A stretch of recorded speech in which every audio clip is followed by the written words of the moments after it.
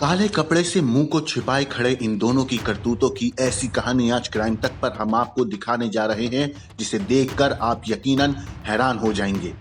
क्योंकि ये वो शातिर अपराधी हैं जिन्हें ना तो कानून का कोई खौफ है और ना पुलिस का डर। ये शातिर इतने बेरहम बदमाश हैं जो चंद पैसों के लिए किसी भी मासूम बेगुनाह को मौत के घाट उतार सकते हैं।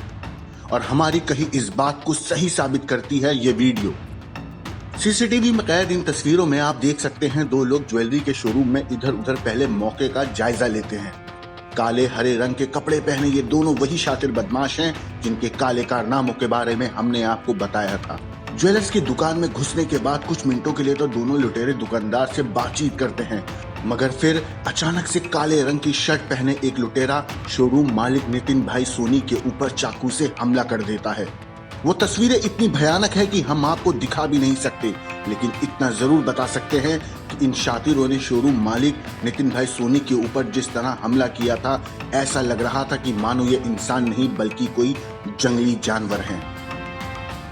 मगर लुटेरों के हमले से लहूलुहान होने के बावजूद शोरूम मालिक नितिन भाई लुटेरों से भिड़ते रहे और आखिर में दोनों लुटेरों को खाली हाथ शोरूम से भागना पड़ा। जिसके बाद घटना की जानकारी जैसे ही पुलिस को मिली तो पुलिस तुरंत मौके पर पहुंच गई और पूरे मामले को सुलझाने में लग गई।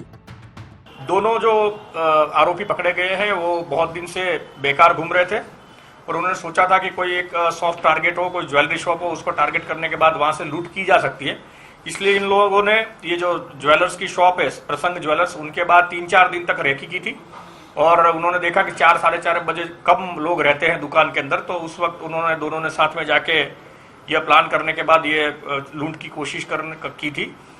यह जो घटना घटने के बाद क्राइम ब्रांच की करीब 80 से 100 लोगों के पुलिस ऑफिसर्स और पुलिसमैन की टीम लगी।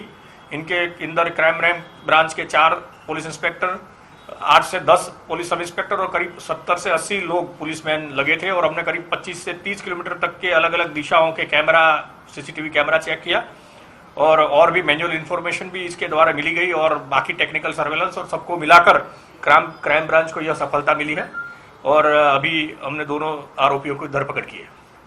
ये दोनों सर आरोपी हैं। आर्थिक स्थिति, ये पहले कोई काम करते थे, आर्थिक स्थिति इनकी कैसे खराब हुई, कुछ बताया उन्होंने? इसमें से जो संदीप सुरेश डुंगरानी है वो पहले डायमंड फैक्ट्री में डायमंड पॉलिशिंग का काम करता था, लेकिन थोड़ा क्रिमिनल माइंड पहले से ही रखता है। उसके घर के अंदर ही उन्होंने पहले चोरी की थी, इसकी वजह से घर से भी उसको निकाल दिया गया था।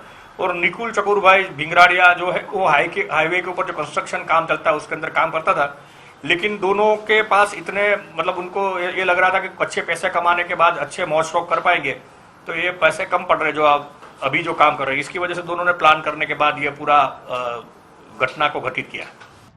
सीसीटीवी की तस्वीरों के आधार पर पुलिस ने अलग अलग टीमें बनाई, जिसके बाद मामले की तफ्तीश कर रही सूरत क्राइम ब्रांच ने सीसीटीवी और सर्वेलेंस के आधार पर इन दोनों को गिरफ्तार किया।